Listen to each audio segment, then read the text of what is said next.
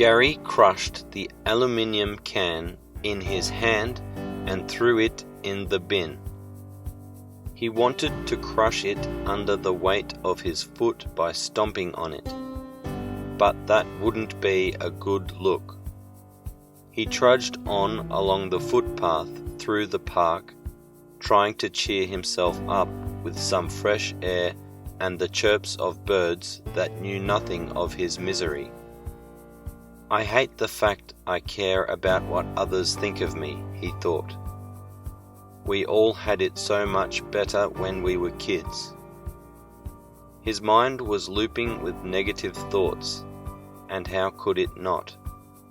His girlfriend Claire had just broken up with him, and he knew she could have done that at a cafe or inside a packed plane and still looked like an innocent lamb.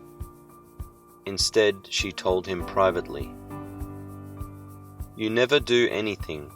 You're too afraid to do anything that will make you grow. All you ever do is act like a kid." "What?" "So I don't wear a suit and make enough money to buy you roses every day, and you think, you never bought me roses, Gary, so don't pretend you would if you had money." He was momentarily stuck for words.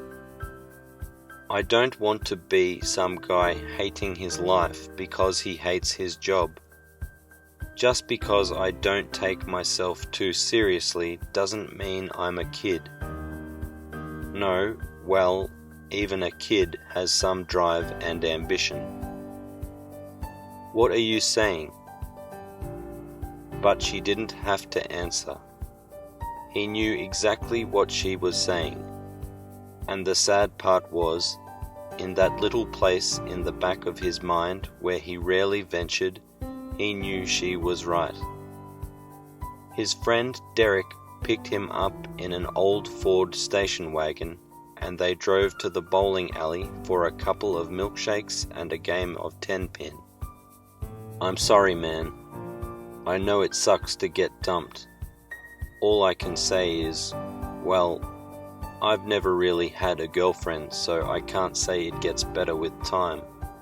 But I've heard a lot of other people say that, so I'm sure it's true," Derek said, before taking his turn to roll the ball. "Yeah." Gary watched on, showing little emotion as Derek, distracted by a group of cute girls playing in the next lane, rolled a gutter ball. "Just setting myself for a spare," Derek quipped, then noticed his friend, still blank-faced. "Try to think about everything that was shit about her." Gary let out a small laugh, and his eyes told Derek the effort was appreciated. "I don't know. Maybe the fact that she doesn't like me anymore. She could be better at that." Then, after some more thought, he added, "She eats a lot of takeout. She's not the healthiest person. I don't know. I like her." Gary knew that although he was feeling crap, Derek, through no lack of desire to impress women, had not had any luck, and he was aware enough not to indulge in self-pity. They finished their game, and both stared at the short girl of the group playing next to them. She had long, curly, brown hair and glasses, and giggled as she and her other two friends gossiped. Both guys liked her. Gary realized their inability to make a move would only depress him further, or just make them look like creeps. They walked to the arcade where there was a t-shirt to be won for achieving a record time on the Daytona Race Simulator, so they agreed that $2 was worth an attempt. Neither of them won the t-shirt. Gary lost the race, but for him it was an exercise in putting his foot to the floor and taking the turns with more dare. He was playing a game with no real-world consequences. Why not lose control for once? She wants me to have some balls? Would a guy with no balls drive like this?